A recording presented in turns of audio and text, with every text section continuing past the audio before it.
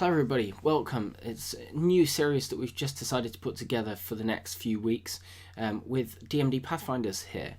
Covid-19 updates, just around the current coronavirus situation, which obviously is still ongoing but still developing.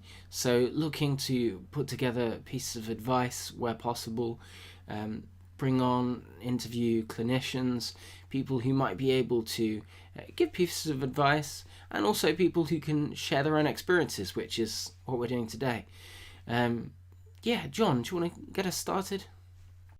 Yeah, hi everyone. So I'm John Ray Hasty. I'm CEO of DMD Pathfinders, and really pleased to be hooking up with Muscle Al to do these video casts. And I think it's really good opportunity in these kind of uncertain, quite scary times to actually try and get some useful information and just kind of share our own experiences, advice, tips, and just basically share what we're doing to get through this period. So we're planning on doing regular episodes, and we will be asking clinicians to come and talk to us and advise us on information as and when it develops. So hopefully you'll follow us and be able to keep up to date with all the essential information without being too overwhelmed by rolling 24-hour news coverage. I just want to introduce our guest speakers for today. So we have Mark Chapman and Daniel Baker with us. So I'm going to hand over to let them introduce themselves. Do you want to say hello, Mark? Hi, I'm Mark Chapman. I'm the chair of DMD Pathfinders. I'm really pleased we're doing this because I think it's really important at this time to reach out and try and advise others in the same situation. Oh, that's great. Thanks, Mark. And Daniel, please introduce yourself. Hi, I'm Daniel.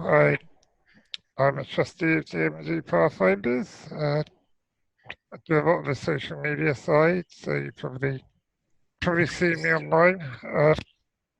I'm looking forward to these interviews and just getting more information out there for people with Duchenne, so that we actually know what's going on and aren't just listening to media hype.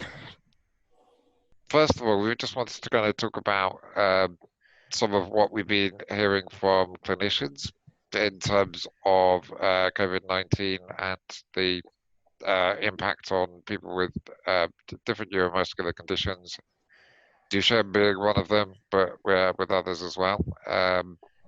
And we're hoping in the next episode to actually have a clinician with us to answer some of your questions. So what we've been hearing from clinicians about COVID-19. I heard from my specialist from the Royal Brompton. Basically, her advice at the time was to stay away from large group events, basic hygiene, getting carers to wash their hands more, that kind of thing. She didn't seem to think we were any more likely to catch corona than other people, but if we do, immediately call 111. Basically, I think that's all she could say at the time. Well, I'm being advised to try and follow the government updates on the website rather than watching too much social media and the media on TV where there's a lot of, scaremongering going on almost time. I think just to follow the basic rules of hygiene. Interesting, I found out that our ventilators don't offer any they don't offer any protection about, which is something I was unsure about. And Peter, you attended the recent webinar, did you, on the issues? Anything that Yeah, you can so share with that? yeah, so that was some of those points were mentioned in the recent webinar that was put up by the World Duchenne Organization, and yeah, I think it's really hard at the moment for everybody to try and figure out what the best advice is, because there's a lot of different advice, some contradicting pieces of advice here and there.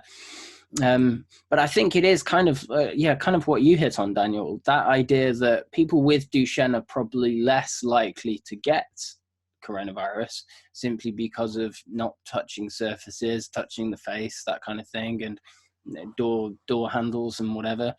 But I think there is that fear as to, well, what if someone with Duchenne does get coronavirus? And I think for me, that's one of the toughest and trickiest things, almost the oddest thing. I follow a lot of the international news on Duchenne every day, and there is no news that certainly that I can find in Chinese press about anyone from China who has Duchenne and has got coronavirus. Similarly in Italy. So I was actually going to put out just the other day just to say, if anyone knows anything, I'd be very interested, because I think I think it would help us to sort of know, other experiences and how this has been addressed elsewhere.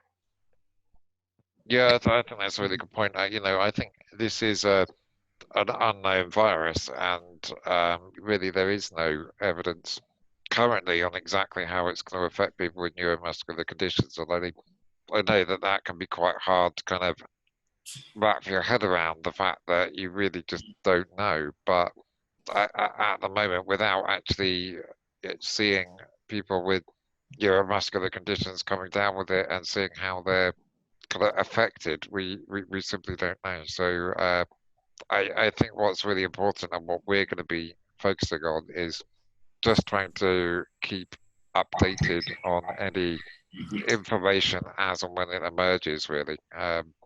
But yeah, in the meantime, it's just about following the kind of sensible advice that everyone's been given, and yes, recognizing that we are an at-risk group, so we do need to be taking extra precautions.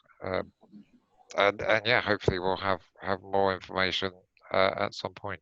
Mm-hmm. And I guess that leads on to the next bit, is kind of, well, how have you guys been dealing with this? What kind of measures have you been taking? Yeah, how about you kick us off, Daniel? What steps have you been taking to make sure that you stay as safe as possible? Really just avoiding anywhere with lots of people.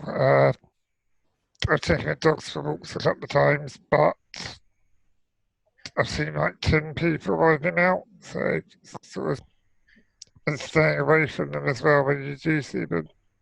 Don't get close. Things like having my scarf over my mouth, just to extra protection. Inside, it's getting people to do things like clean my mouth, clean my bed control, things like that. And I've got a few signs around the house which say, wash your hands before you come near me, that kind of thing. Just sort of basic hygiene. And do you mind me asking, like, have you taken any steps in terms of your care, in terms of your carers, in terms of asking people to not come into the house, that kind of thing? Yeah, basically I've been advised if anyone's got a cough, tell them not to come in. The problem there is there's not really any backup, so I'm kind of at a loss if it does happen. That's crazy. And Mark, your situation, is that similar? Yes, I'm trying to isolate as much as possible, but like Daniel, I have started actually going out and yes, I've had good discussions with my PA. I'm lucky I've got a really close team that works well together, and they are helping me come up with solutions for covering things, but they are very small. Mhm. And of course, if quite a few people go down, then I'm a bit stuck really without backups. My ventilation team has advised that there is a bed in hospital that I can utilise if it gets to that, but whether there will be that available at the time, I don't know, and I don't like the thought of needlessly taking up a hospital bed. This is very difficult, really, isn't it? I think that's one of the things that's almost not being talked about as much at the moment, is it? You see a lot of families, certainly with younger children, saying we're self-isolating now, we'll see you in 12 weeks. But, you know, people who are older who have DMD don't have that privilege, do they? You know, having to have, you know, some people having as many as 10, 12 carers, you know, round the clock coming in and out. It really is, it almost gives an extra two things, the extra practicality of it and then the extra mental side of it, this kind of fear that you must have of thinking, well, if this person develops a cough, then they're out, but they could have it for 3 days before they develop a cough, or they could have it and not showing symptoms. I guess it's really tough, isn't it? And the other thing that's concerning is that if a PA does have to self-isolate, they're only on statutory sick pay, and Yeah. It goes both ways, doesn't it? whether they can keep up rent payments and whatever. Mm. It actually puts their job under threat, I think. Yeah, I think having a team of PAs just is really quite challenging at this time. I mean, I've got 7 PAs at the moment, and you know, I'm very aware that that's kind of probably the biggest risk factor for me is all the different PAs coming in and out and potentially carrying the virus. So, I mean, for me, the steps I've taken to kind of try and manage that is just using things like face masks and gloves, asking the PAs to wear them when they're caring for me. I mean, that you need to be like quite careful to make sure that people know how to use that correctly. So, you know, things like wearing gloves, for example, you know, if you touch a contaminated surface with your gloves, it's just as risky as doing it with your hands. So you need to know that it's not, you know, it's not a foolproof method. It doesn't protect you completely, and also, you know, making sure people don't touch their mask and kind of just getting used to that. I find the gloves can be quite helpful because in a way it's almost like it's heightening people's awareness. It's making them think that they're actually operating in a hygienic way. So I think you know it will protect them as well in terms of picking anything up. But I think yeah, for me the gloves is as much a kind of like psychological shift for everybody to think about Yeah. being hygienic as much as anything else. Obviously, hand washing. So I provided different like instructions for people on you know what to do when they first come in for their shift. I've got a whole list of things that need to get wiped down with disinfectant wipes. And yeah, just make sure everyone does that as they change shifts. So anything kind of coming into the house is being disinfected basically. But I can do all this, and it does make me feel a little safer. But I can't eliminate all risk, and I think that's something that we have to accept is that we cannot eliminate every potential risk. So we do the best we can, and then we just really hope for the best. And I think that's all we can do. I mean, I have had issues as well with the carers. There's already been some people are sick. I think some people might have the virus, so they're having to self-isolate at the moment. I'm kind of managing okay. I've spoken to a few of my kind of previous PAs who have said that they'd be willing to like travel to me and actually help out in an emergency. So I think it's worth everyone just exploring what options they might have if you know staff do get sick. Is there anyone that they know that might be able to help out for a short period of time? it's a worrying time, but I think we just gotta do the best we can and try not to let the anxiety get to us too much. Mm, Yeah, and I guess you mentioned it right at the end there, not let the anxiety get the best of you. How are you guys sort of dealing with it mentally? I sort of think about it, and I think is it, on the one half, we're all worrying about this, but then on the other half, like, you have to deal with situations like this every day. So is it in some ways easier, in some ways harder mentally? How are you coping? I think for me, it's exacerbating the existing anxiety that I have anyway. Because the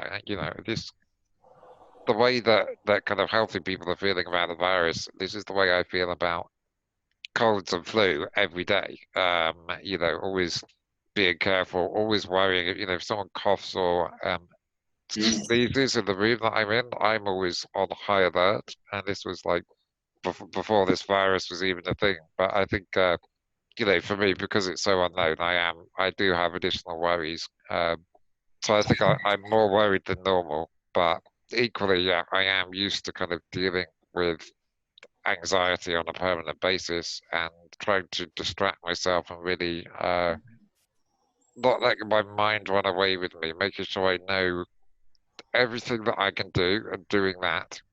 But then at that point, turn your brain off and actually try not to think about it. Don't look at rolling news coverage all the time, for example. How about you, Mark? How have you been coping? well, saying to myself not to use it an excuse for lying in bed too much.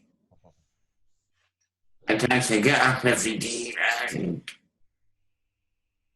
have some things to focus on and maybe pay attention to the news once a day. But I've also been trying to relax in the evenings just by watching a film or rubbish on TV. Mark, you're making it sound like it's given you a new lease of life. No, not quite. I find that not going out so much quite difficult and I'm a wee bit anxious about not seeing friends and family for a while.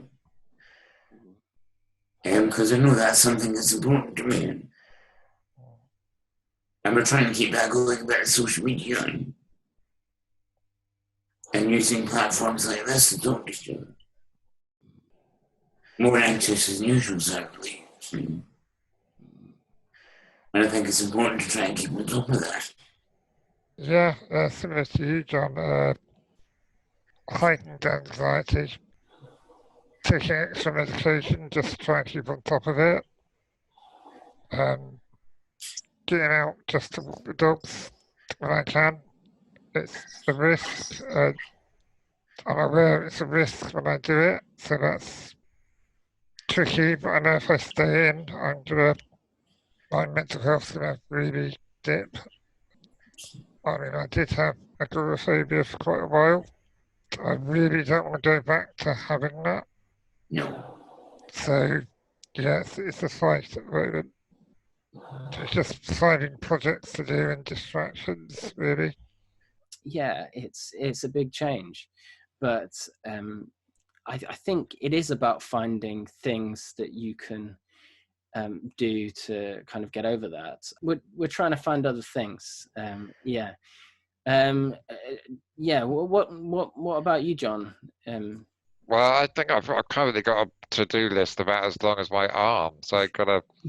Actually, this has given me an opportunity to catch up on a lot of things. I think we're planning a whole load of events this year for Pathfinders, and we're gonna have to rethink. But we're pretty good with tech at Pathfinders, and we thought we don't need to cancel these events. We just need to do them differently. Think about how we can do them online. So we're doing quite a lot of planning at the moment for what we can be doing, because I think it's important people have stuff that they can kind of get involved with and link up with other people on. So yeah, doing a lot of work at the moment, but I'm quite quite keen to do things like some like online learning courses. So there's a site where I've signed up to some like video courses on things like video editing and even things like public speaking and like even things like 3D printing. I'm quite interested in learning about that. So it's a good opportunity for just learning a bit more about different things. I was going to say, John, you've already got a PhD, but you're still determined to keep learning. Oh yes, you can always learn more, always improve and learn new skills. So I think that's quite an exciting thing to be doing, actually. Mm. And how about you, Mark? What are you doing to keep yourself occupied? Well, I'm quite lucky. Me and my friends have formed a really good messenger group, and we're all chatting into each other each day, and that's been really uplifting. And we've had really positive messages. And just sharing how we're all coping and doing. And I've had to at least phone somebody at least once a day, because I think having that contact I find really, really helpful. And I think they do too. And I've also had offers from that group. I've had offers of help and things about dropping off shopping and things like that. And it's all really nice, really. Yeah, I think that's one of the things that we've seen a lot of sort of popping up is acts of kindness and stuff. Yeah.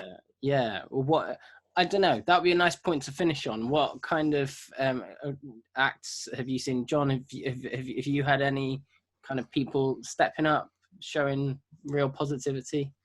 Yeah, absolutely. I mean, I've had friends I haven't heard from in a while, just getting in contact, asking how I am. It's really nice to think that people are actually thinking of me and want to know how I'm doing. Also, quite a few of my PAs have really kind of stepped up and kind of just offered to go the extra mile to make sure that I have everything that I need and that they're just showing that they're there to help. Really, I think that's been a really positive thing for me.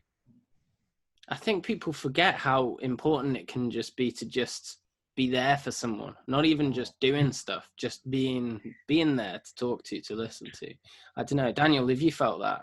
Yeah. I mean, I've had quite a lot of friends and family get in touch and just say, "Hey, how are you?" That kind of thing. It makes a big difference to knowing you're not alone, basically. Yeah, a lot of that, and even when I have taken the dogs out briefly, I've had people, neighbours, just saying, "Hi, how are you doing? Is your mum okay?" That kind of thing. But also on top of that, you've got a lot of people keeping their distance and respecting that social isolation part, which is really, really important, and it shows they care as well. Yeah, I think that's it's about respect, but kindness and respect, a good balancing act of that, isn't it? Yeah. I was saying that with all the kind of viral kindness stuff, I got one of those notes through my door the other day, offering to shopping or whatever, and it was funny because then I just wanted to reciprocate back with kindness myself and not necessarily take it. I was like, I'm going to buy this person a box of chocolates just for asking. But yeah, I think it is a strange phenomenon, isn't it, that in the sort of strangest and some of the darkest times, it can bring out bad sides, people hoarding food and stuff, but it can also bring out kindness and light and positivity as well. Yeah, I think that's something we want to focus on at DMD Pathfinders, and that's part of the reason for doing videos like this is identifying how we can help each other. We're all scared, we're all kind of nervous and just a bit worried about kind of staying indoors for so long. So I think by coming together, we can actually really help each other to get through this. And so yeah, I think it's just about coming together and supporting each other and getting through this tough time as best we can. But yeah, focusing on the positive interactions we can have with the whole community. Mm. Yeah, well, I think that's one of the things when we spoke about this last week, John, wasn't it? That, you know, this idea of, for me, I kind of see it as half and half. On the one half, you know, we can share information and advice. And at the other half, we can just sort of be there, that kind of community feel, that community vibe, which we actually, you know, sometimes lack in our modern world. And I think now we're lacking it more than ever. And I think we're kind of realizing it. So I think if we can, you know, regularly over the coming weeks and months, just, you know, put these things out there. If people want to join, you know, get in touch. And yeah, again, it's about sharing information, sharing advice, sometimes from professionals, sometimes just ourselves, and then that community spirit, you know, with us all involved. And if anyone has any questions or issues they'd like us to talk about in upcoming episodes, please do get in touch and let us know. And if you fancy featuring as a guest, also that would be great. So yeah, please let us know. Yeah, amazing. Well, thank you so much, guys. And yeah, it's wonderful to come back. And hopefully we'll see you again in the coming weeks and months ahead. Catch you in a bit. Great. Thanks all. Thank you. That's been great.